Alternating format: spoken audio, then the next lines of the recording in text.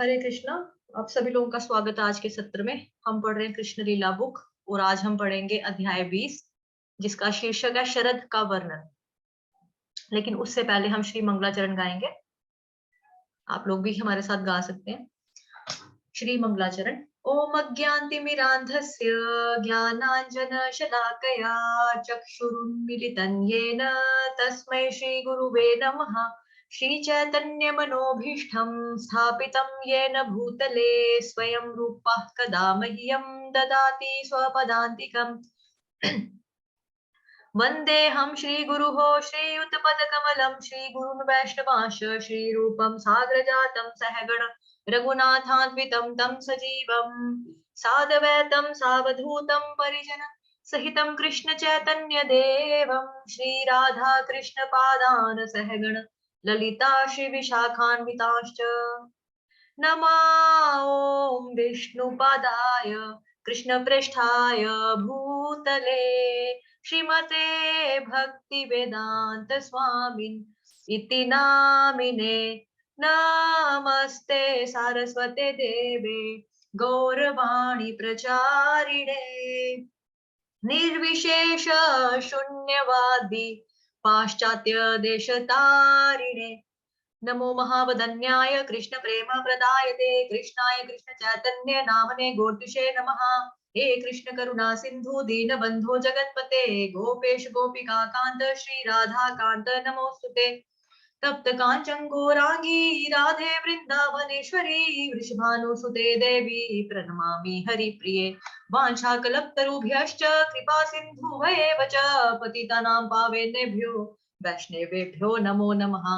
जय श्री कृष्ण चैतन्य प्रभु नित्यानंद श्री अद्वैत गदाधर श्रीवासादि गौर भक्त वृंद। हरे कृष्ण कृष्ण कृष्ण हरे हरे हरे राम राम राम हरे हरे। हरे कृष्ण कृष्ण कृष्ण हरे हरे हरे राम राम राम हरे हरे हरे। हरे कृष्ण कृष्ण कृष्ण हरे राम हरे कृष्णा।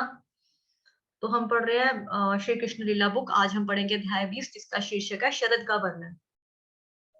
कौन पढ़ना चाहता है? आप में से कौन रीड करना चाहता है? मानसी माता जी। ओके, अनम्यूट करके पढ़ लो।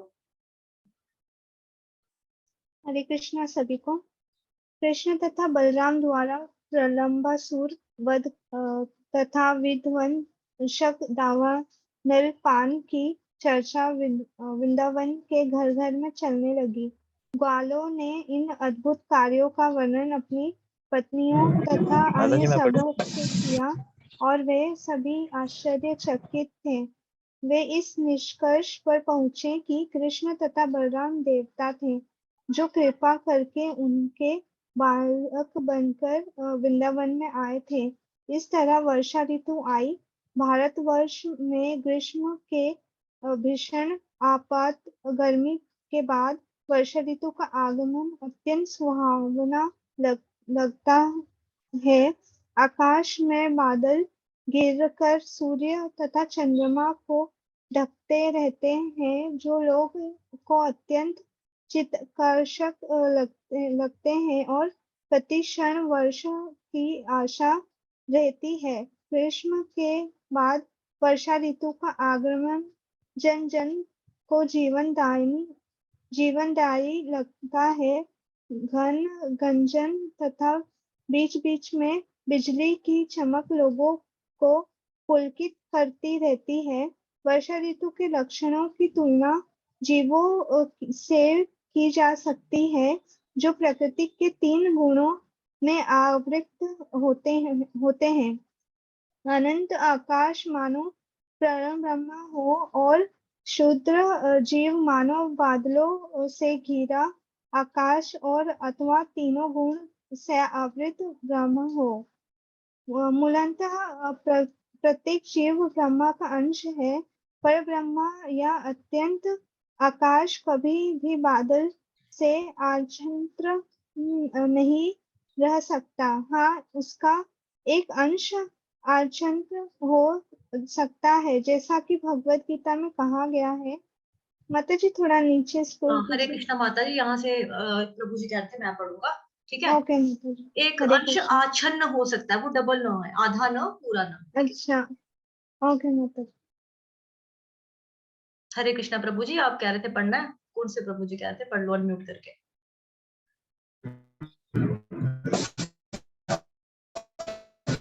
माता जी, जीव श्री भगवान के अंश रूप हैं, किंतु वे परमेश्वर के एक नगण्य अंश होते हैं। यह अंश प्रकृति के तीनों गुणों द्वारा प्रच्छन्न रहता है और इसी कारण जीवात्माएं भौतिक जगत में वास करती हैं। हरे कृष्णा प्रभु परम जी, आपकी ज्योति वॉइस सूर्य ब्रेक हो प्रकाश रही की है बहुत भांति ज्यादा ना। चमकीले कण रहते हैं। हरे जी कृष्णा। माता जी, मैं ट्रैकिंग में एक्चुअली किसी और को बुला दीजिए। हाँ ठीक है, कोई बात नहीं। झुमकी माता जी, आपने पढ़ना है? नहीं मैम, मेरा थोड़ा जुक्ताक्षर में हिंदी में प्रॉब्लम हो जाता है। कोई बात नहीं, मानसी माता जी आप ही पढ़ लो, आपने वापस बोला था पढ़ना है, पढ़ लो। जी माता जी। जीव श्री भगवान के अंश रूप हैं, किंतु वे परमेश्वर के एक नगण्य अंश होते हैं। यह अंश प्रकृति के तीन गुणों द्वारा प्रच्छन्न रहता है और इसी कारण जीवात्माएं भौतिक जगत में वास करती हैं। ब्रह्मा ज्योति सूर्य प्रकाश की भांति है। जिस प्रकार सूर्य प्रकाश में सूक्ष्म चमकीले कण रहते हैं, उसी प्रकार ब्रह्मा ज्योति भगवान के सूक्ष्म अंशों से भरी रहती है। परमेश्वर के इसी सूक्ष्म अंश के असीम विस्तार में से कुछ जीव प्रकृति के प्रभाव से प्रच्छन्न रहते हैं और कुछ उससे मुक्त रहते हैं। प्रकृति से सूर्य प्रकाश द्वारा जो जल खींचता है, वही बादल बन जाता है। सूर्य निरंतर 8 मास तक पृथ्वी की सतह से सभी प्रकार के जल को भाप में परिणत करता रहता है और यही जल बादलों के रूप में एकत्र हो जाता है, जो आवश्यकता के समय वर्षा जल के रूप में वितरित होता है। इस प्रकार सरकार नागरिकों से आयकर बिक्री कर संग्रह करती है, जो अपने विभिन्न कार्यकलापों यथा कृषि, व्यापार तथा उद्योग आदि द्वारा धन दे सकते हैं। इस तरह सरकार आयकर तथा बिक्री कर के रूप में कर लगाती है। इसकी तुलना सूर्य द्वारा पृथ्वी से जल निष्कासन से की गई है। जब पृथ्वी की सतह पुनः जल की आवश्यकता पड़ती है, तो वही सूर्य जल को बादल में बदल कर उस जल को सारे विश्व में वितरित करता है।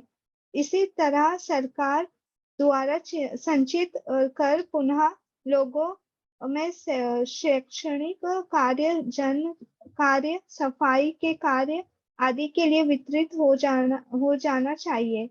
अच्छी सरकार के लिए यह अत्यंत आवश्यक है। सरकार को मनमाना व्यय करने के लिए यह संग्रह नहीं करना चाहिए, अपितु संचित कर का उपयोग राज्य के जन कल्याण कार्यों में किया जाना चाहिए।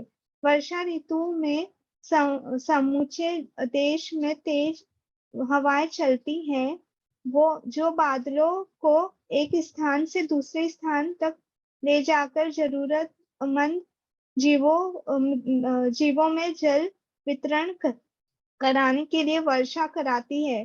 ग्रीष्म ऋतु के बाद जल की नितांत आवश्यकता होती है, अतः वे बादल उस धनी व्यक्ति के समान है जो आवश्यकता पड़ने पर अपना पूरा कोष लुटा देता है। इसी तरह ये बादल पूरे विश्व में जल वितरित करके अपने को रिक्त कर देते हैं। जब भगवान रामचंद्र के पिता महाराजा दशरथ अपने शत्रुओं से लड़ते थे, तो कहा जाता है कि वे उस किसान की तरह उनके पास पहुंचते थे जो खेत में उगे अनावश्यक पेड़ पौधों को समूल नष्ट कर देता है, और जब धान देने का अवसर आता है तो वे उसी प्रकार धन वितरित करते जिस प्रकार बादल जल बरसाते हैं। माता जी नीचे स्क्रॉल कीजिए। कृष्णा माता जी, यहाँ से प्रभु जी ने पढ़ना है। सूरज प्रभु जी, आपने हैंड रेस किया होगा। जी हरे कृष्ण। हरे कृष्ण मैया। हरे कृष्णा प्रभु जी, आप बहुत प्यार से बोलते हो। Thank you. बादलों द्वारा वर्षा जल का वितरण इतनी प्रचुर मात्रा में होता है कि इसकी उपमा अत्यंत उदार धनी पुरुष द्वारा धन वितरण से की जाती है। बादलों से इतनी वर्षा होती है कि जहाँ जल की आवश्यकता नहीं होती, यथा चट्टानों, पर्वतों तथा समुद्र में, वहां भी प्रचुर जल बरसता है। ये बादल उसी दानी पुरुष जैसे हैं जो पात्र कुपात्र का विचार किए बिना ही दान के लिए अपना कोष खोल देते हैं। वह मुक्त हस्त दान देता है।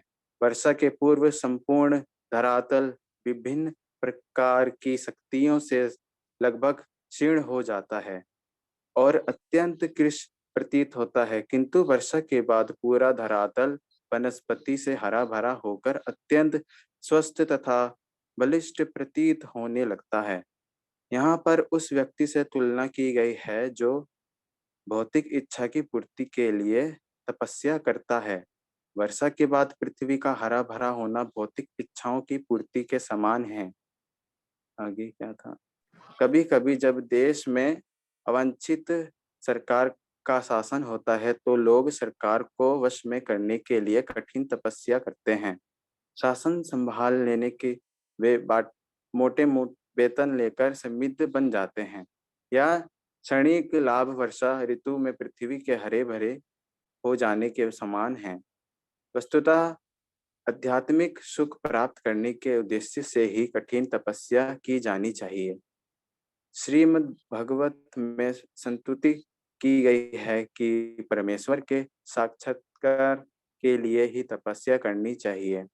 भक्ति में तपस्या करते हुए मनुष्य आध्यात्मिक जीवन की पुनः प्राप्ति कर सकता है और उसके बाद उसे असीम आध्यात्मिक आनंद की प्राप्ति होती है। किंतु यदि कोई भौतिक लाभ की दृष्टि में रखकर कठिन तपस्या करता है तो भगवान के अनुसार उसके परिणाम क्षणिक होते हैं। केवल अल्पचक ही है ऐसी इच्छा करते हैं।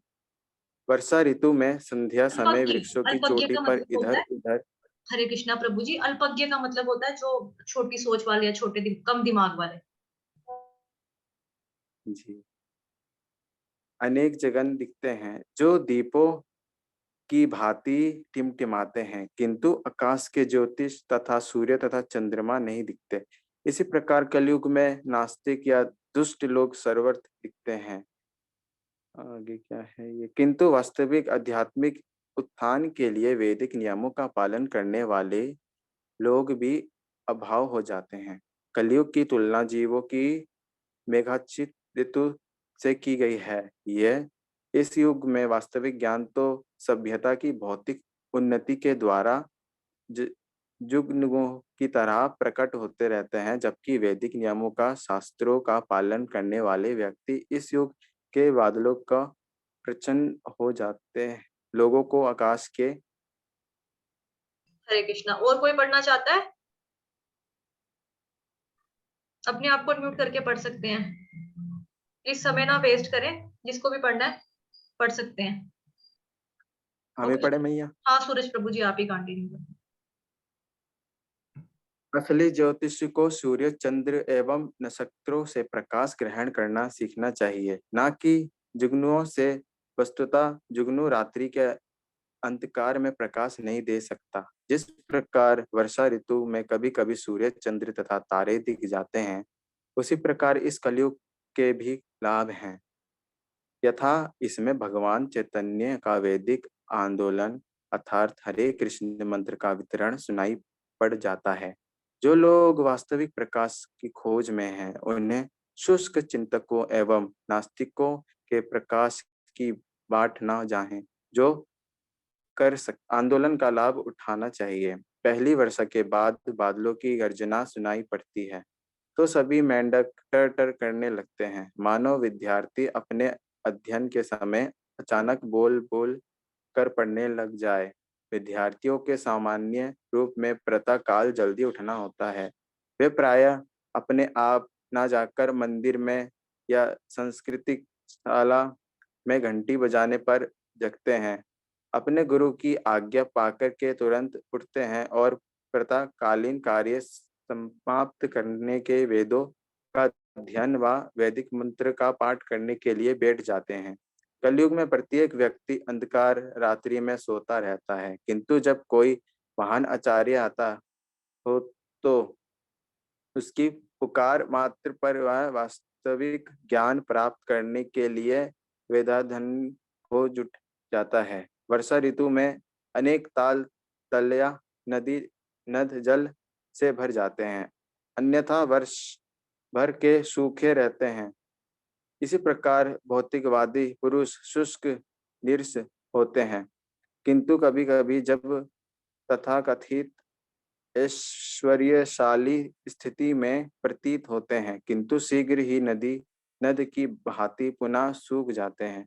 महाकवि विद्यापति ने कहा कि मित्र परिवार संतान पत्नी आदि के समाज में निश्चय ही कुछ न कुछ आनंद है, किंतु यह मरुस्थल में जल की एक बूंद के समान है। हर व्यक्ति सुख के पीछे उसी तरह दौड़ रहा है जिस तरह मरुस्थल में वह जल के लिए भागता है। यदि मरुस्थल में जल की एक बूंद हो तो नाम के लिए तो वह जल कहाँ जाता है, किंतु उस जल की बूंद का लाभ नगण्य होता है। हम उनके मरुस्थल जैसे भौतिकवादी जीवन में सुख की अथाह सागर की खोज में लगे रहते हैं, किंतु हमें समाज मित्र तथा सांसारिक प्यार के रूप में एक जल बूंद से अधिक कुछ नहीं मिल पाता। कभी भी हमारी दृष्टि नहीं हो पाती। जिस प्रकार ग्रीष्म ऋतु में कभी ताल तल्य नदी नद जल से नहीं भर पाते, वर्षा के कारण तृण वृक्ष तथा वनस्पतियां हरी भरी लगती हैं। कभी कभी तृण लीला पुरुषोत्तम भगवान श्री कृष्ण हरे कृष्णा के प्रभु जी। ऊपर ये लाल माता जी कह रहे हैं मैंने पढ़ना है। माता जी हैंड रेस किया आपने, पढ़ लो। कभी कभी त्रिन यहाँ से पढ़ना है। हाँ। के ऊपर लाल रंग के कीड़े एकत्र हो जाते हैं। शाते जैसे कुकर मुक्तों के साथ मिलकर हरा तथा लाल रंग ऐसा हृदय हिस्से उपस्थित करते हैं मानो कोई व्यक्ति अचानक धनवान बन गया हो। किसान किसान अपने खेतों को शास से पूरित देखकर अत्यंत प्रसन्न होता है, किंतु पूंजीपति जो अलौकिक शक्ति के कार्य से अपरिचित रहता है, अप्रसन्न होता है, क्योंकि वह अधिक उपज के कारण मंदी से भयभीत रहता है। कुछ देशों की सरकारों के पूंजीपति किसानों पर अधिक अन्य उत्पादन के लिए प्रतिबंध लगा देता है, क्योंकि उन्हें यह ज्ञात नहीं है कि अन्न का वास्तविक दाता तो भगवान है। वैदिक आदेश के अनुसार एक को बहुना यो विधाता काम ने भगवान इस सृष्टि का पालन करता है, अतः वह जीवों की आवश्यकता के अनुसार पूर्ति की व्यवस्था करता है। जब जनसंख्या बढ़ जाती है तो उसका भरण पोषण परमेश्वर का उत्तराधियत्व होता है, किंतु जो नास्तिक है यह बदमाश है। वे अपने व्यापार में अवरोध मानकर यह नहीं चाहते कि प्रभुत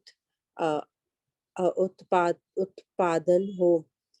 वर्ष ऋतु में सारे जलचार, स्थलचार तथा निव्यचार उसी तरह प्रसन्न हो उठते हैं जैसे जिस प्रकार दीर्घ काल से भगवान की दिव्य सेवा करने वाला व्यक्ति होता है। हमें अंतरराष्ट्रीय कृष्ण भावना मृत संघ के विद्यार्थियों का व्यवहारिक अनुभव है। विद्यार्थी बनने से पूर्व वे अत्यंत मेल कुचेल लगाते थे, यद्यपि उनका प्रकृति स्वरूप सुंदर था। कृष्ण चेतना विषयक ज्ञान न होने के कारण वे मलिन तथा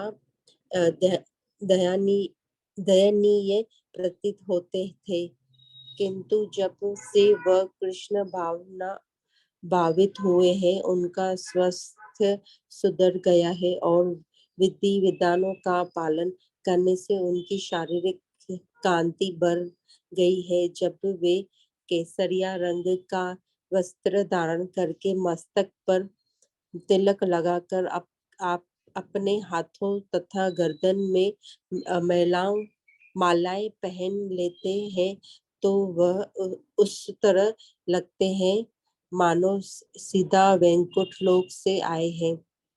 वर्षा ऋतु में नदियां उमड़ कर सागर की ओर भागती है तो ऐसा लगता है कि वे सागर को शुद्ध कर रही है। इसी प्रकार योगाभ्यास में प्रवृत्त व्यक्ति यदि आध्यात्मिक जीवन में अग्रसर नहीं होता तो इस काम वासना शुद्ध कर सकती है, किंतु उच्च पर्वतों पर चाहे मूसलाधार वर्षा क्यों न हो वे बदलते नहीं। इस तरह कृष्ण भावती व्यक्ति चाहे कितनी ही कठिनाइयों में क्यों न पड़ा हो कभी चिंता नहीं होता, क्योंकि जो व्यक्ति आध्यात्मिक रूप से अग्रसर होता है वह जीवन की किसी भी विषय में परिस्थिति भी भगवान की कृपा मानता है और इस तरह। हरे कृष्णा माता जी, यहाँ से मैं पढ़ लेती हूँ। इस तरह वह वैकुंठ लोक जाने का भागी बन जाता है। वर्षा ऋतु में जिन मार्गों पर यातायात ज्यादा दिन नहीं होता उनमें लंबी लंबी घासें उगाती हैं। यह वैसा ही है जिस प्रकार की वेदों के अध्ययन तथा संस्कारों से अनभ्यस्त कोई ब्राह्मण माया रूपी घास से आवृत हो जाए। ऐसी दशा में वह अपनी स्वाभाविक स्थिति भूल जाने से भगवान के प्रति अपने नित्य सेवक भाव को भी भूल जाता है। सभी तरह माया द्वारा उत्पन्न इस लंबी लंबी घास से विपथ होकर मनुष्य अपने माया रूप मानकर अपने आध्यात्मिक जीवन को भूल जाता है और मोह में पड़ जाता है। वर्षा ऋतु में बिजली कभी इस बादल समूह में दिखती है तो दूसरे ही क्षण दूसरे बादलों में। यह दशा उस विषयी स्त्री की सी है जो अपने मन को किसी एक व्यक्ति पर स्थिर नहीं कर पाती। मेघों की तुलना योग्य व्यक्ति से की गई है, क्योंकि वह पानी बरसाकर अनेक लोगों को जीवन दान देता है। इसी प्रकार योग्य व्यक्ति अपने परिवार वालों प्रभा माता जी, मेरे बाद आपकी बारी आ जाएगी, ठीक है। अपने परिवार वालों को तथा व्यापार में लगे अन्य अनेक लोगों को सहारा देता है। दुर्भाग्यवश यदि उसकी पत्नी उसका त्याग कर दे तो उसका सारा जीवन अस्त व्यस्त हो सकता है, और जब पति विक्षिप्त हो जाता है तो सारा परिवार नष्ट हो जाता है, बच्चे तितर बितर हो जाते हैं और सारा व्यापार ठप हो जाता है और प्रत्येक व्यक्ति के काम पर असर पड़ता है। अतः यह संतुति की जाती है कि जो स्त्री कृष्ण भावनामृत में आगे बढ़ना चाहती हो वह अपने पति के साथ शांति पूर्वक रहे और उनकी जोड़ी किसी भी परिस्थिति में विलग ना हो। पति पत्नी को आत्मसंयम रखते हुए कृष्ण भक्ति में मन केंद्रित करना चाहिए, जिससे उनका जीवन सार्थक हो। आखिर इस संसार में पुरुष को स्त्री की आवश्यकता होती है और स्त्री को पुरुष की चाह होती है। साथ साथ होने पर वे शांति पूर्वक कृष्ण भावनामृत में लग सकते हैं। उन्हें बिजली की भांति चंचल नहीं होना चाहिए और एक बादल से दूसरे में नहीं चमकते रहना चाहिए। कभी कभी धन धन गर्जन के अतिरिक्त इंद्रधनुष भी दिखाई पड़ता है, जो बिना डोरी वाले धनुष की तरह होता है। वास्तव में जब धनुष के दोनों सिरों पर डोरी से बांध दिया जाता है तो वह झुक जाता है, किंतु इस इंद्रधनुष धनुष में कोई डोरी नहीं रहती, फिर भी यह आकाश में इतने सुंदर ढंग से टिका रहता है। इसी प्रकार जब भगवान इस भौतिक जगत में अवतरित होते हैं तो वे सामान्य व्यक्ति का भांति प्रतीत होते हैं, किंतु वे किसी प्रकार आधार पर टिके नहीं होते। श्रीमद् भगवद गीता में भगवान कहते हैं कि मैं ही अपनी अंतरंगा शक्ति से प्रकट होता हूँ, जो बहिरंगा शक्ति के बंधन से सर्वथा स्वतंत्र रहती है। हरे कृष्णा। प्रभा माता जी आप पढ़ लो। हरे कृष्ण माता जी। सर्वथा स्वतंत्र सामान्य व्यक्ति के लिए जो बंधन तुल्य है वही भगवान के लिए स्वतंत्रता है। वर्षा ऋतु में बादलों के कारण चांदनी ढकी रहती है और कभी कभी ही दृष्टिगोचर होती है। कभी कभी चंद्रमा बादलों के साथ चलता प्रतीत होता है, किंतु वह स्थिर रहता है। बादलों के कारण वह चलायमान लगता है। इसी कारण जो व्यक्ति इस चलायमान भौतिक जगत के साथ अपनी पहचान करता है, उसकी वास्तविक आध्यात्मिक कांति मोह से ढक जाती है और भौतिक कार्यों की गति के साथ वह अपने को जीवन के विविध क्षेत्रों में गतिशील मानता है। यह अहंकार के कारण है, जो आध्यात्मिक और भौतिक सत्ता के बीच विभाजक रेखा है, जिस पर चलता हुआ बादल चांदनी और अंधकार के बीच की विभाजक रेखा होता है। वर्षा ऋतु में जब बादल पहली बार दिखते हैं तो मोर उन्हें देखकर आनंदित होकर नाच उठते हैं। मोरों की तुलना उन व्यक्तियों से की जा सकती है जो भौतिक जीवन से त्रस्त हैं, और यदि उन्हें किसी भगवत भक्त का सानिध्य प्राप्त हो जाता है तो उनमें प्रकाश जाग उठता है और उनका मन मयूर नाच उठता है। हमें इसका व्यवहारिक अनुभव है। हमारे बहुत से विद्यार्थी कृष्ण भावनामृत आंदोलन में आने के पूर्व अत्यंत शुष्क और खिन्न थे, किंतु भक्तों के संसर्ग में आने पर वे मयूर की भांति थिरकते रहते हैं और पौधे और लताएं पृथ्वी से जल लेकर बढ़ते हैं। इसी प्रकार तपस्यारत व्यक्ति शुष्क देखने लगते हैं, किंतु तपस्या पूरी होने पर और उसका फल प्राप्त कर लेने के बाद वे अपने परिवार, समाज, प्रेम, घर तथा अन्य साथ सम्मान के साथ जीवन का आनंद भोगने लगता है।